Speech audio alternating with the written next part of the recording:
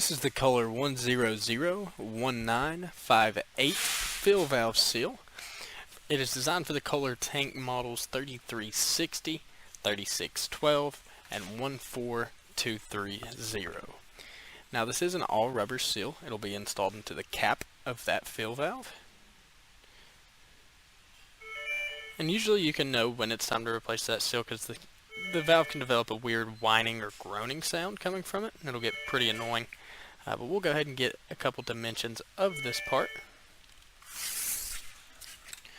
So starting with the total thickness, we're going to measure from this little flanged out piece here all the way to the end of the seal there.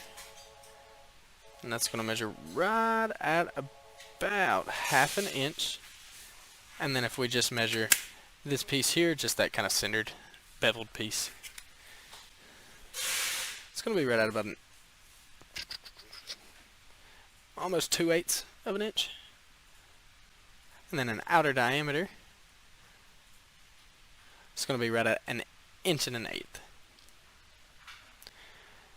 And once again, this is the Kohler 1001958 fill valve seal.